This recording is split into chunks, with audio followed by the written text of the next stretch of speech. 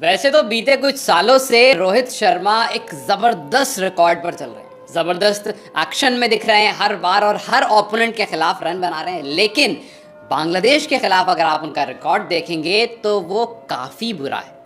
हम सबको पता है कि इंडिया और बांग्लादेश की टेस्ट सीरीज होनी है, फिर उसके बाद T20 सीरीज होनी है, लेकिन सबकी नज़र जो है वो टेस्ट पर है। T20 को लेकर कोई इतना एक्साइटेड नहीं है क्योंकि टेस्ट सीरीज जो है वो आपको WTC तक लेकर जाएगी और हम WTC एक वो ट्रॉफी है जो हम अभी नहीं जीत पाए।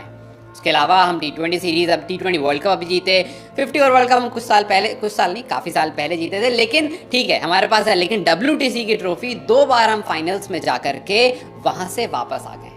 तो यस, टेस्ट मैचेस पर सबकी निगाहें हैं और पहला टेस्ट जो कि चेन्नई के मैदान पर होगा उस पर प्रैक्टिस वगैरह सब कुछ शुरू हो गई।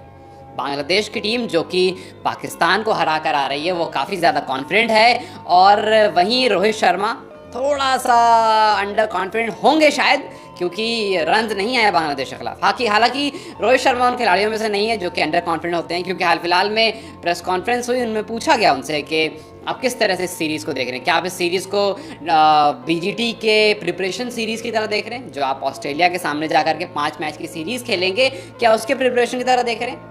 उन्होंने कहा बिल्कुल नहीं, हम एक सीरीज़ या एक बड़ी ट्रॉफी जीत कर आए हैं, इसका मतलब ये नहीं कि हम रिलैक्स हो जाएंगे। और जस्ट बिकॉज आगे ऑस्ट्रेलिया सीरीज़ है इसका मतलब ये नहीं कि उससे पहले वाली सीरीज़ को हम प्रिपरेशन की तरह लेंगे। हमारी हर सीरीज़ WTC के पॉइंट टेबल में बहुत इंपॉर्टेंट है और हमें हर एक सीरीज़ जीतनी है। उन्होंने कहा जितना खेलना है सब जीतना है। लेकिन भैया आप जीत तो जाओगे और आप जीतते भी आ रहे हो लगातार। अगर आप बांग्लादेश के खिलाफ देखोगे तो हमने 13 टेस्ट मैचेस खेले जिसमें से 11 हम जीते हैं और 2 ड्रॉ हुए हैं। तो ठीक है, मैचेस हम जीत रहे हैं, लेकिन रोहित शर्मा जो हैं उनके रन्स नहीं आए।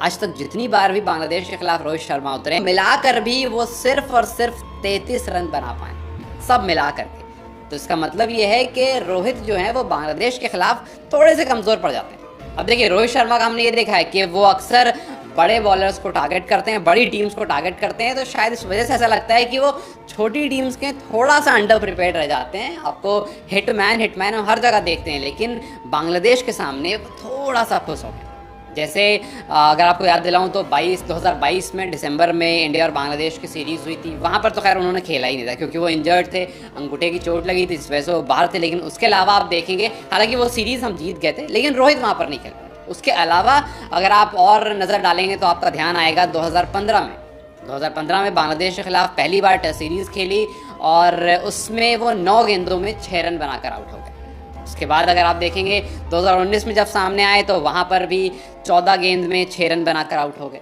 और फिर उसके आप एक और आगे बढ़ेंगे तो ईडन गार्डन्स में मैच था, 35 बॉल में 21 रन बनाकर वहाँ भी आउट हो गए।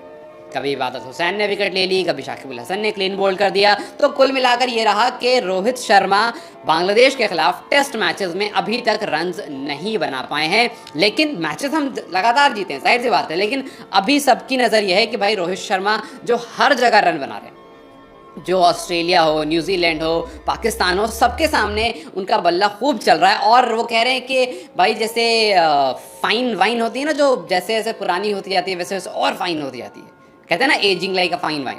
रोहित शर्मा के लिए वही हम यूज़ कर रहे हैं कि जैसे जैसे रोहित शर्मा अपनी एज से थोड़ा थोड़ा ऊपर निकल रहे हैं वैसे वैसे और फाइन होते जा रहे हैं, जैसे जैसे उम्र उनको पकड़ रही है वैसे वैसे और निखर रहे हैं। लेकिन अब सवाल यह है कि क्या बांग्लादेश के खिलाफ वो उतना ही निखरते हुए दिखेंगे? क्या जिस तरह से अदर बल्लेबाज बांग्लादेश के खिलाफ रन्स बनाते रहते हैं, क्या रोहित शर्मा भी रन्स बनाएंगे? तो फिर आप देखो पिछले 5 टेस्ट इनिंग्स में रोहित शर्मा कैसे दिख रहे हैं, क्योंकि जाहिर सी बात है अभी करंट फॉर्म पर अगर आप जाओगे तो सबसे पहले आप ये चेक करोगे कि लास्ट 5 इनिंग्स कैसी रही है। तो लास्ट 5 इनिंग्स तो अच्छी रही है। इंग्लैंड के खिलाफ जो उन्होंने लास्ट 5 इनिंग्स खेली है उसमें 2 सेंचुरी और 1 हाफ सेंचुरी है। आप अगर रन्स देखोगे तो एक 19 है, एक 131 है, एक 55 है, फिर एक में 2 रन और फिर 103 रन। तो अगर 5 में से 2 सेंचुरी और 1 हाफ सेंचुरी, इट मीन्स कि ये बहुत अच्छे नंबर्स हैं। 2024 में उन्होंने कुछ 6 मैचेस खेले हैं जिसमें 455 रन उन्होंने बनाए हैं, 11 इनिंग्स हैं, 131 हाईएस्ट है, एवरेज 45 का है, 2 सेंचुरी और 1 हाफ सेंचुरी। बांग्लादेश के खिलाफ थोड़े नंबर्स कम हैं, लेकिन ऑल टुगेदर नंबर्स बहुत अच्छे हैं और रीसेंट फॉर्म बहुत अच्छी है।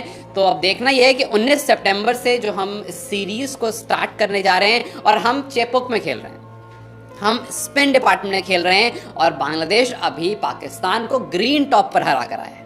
अपने पेसर्स की मदद। हालांकि वहाँ पर स्पिनर्स का जलवा भी हमें देखने को मिला था, लेकिन हमें याद रखना चाहिए कि बांग्लादेश के पास अच्छे स्पिनर्स भी मौजूद हैं।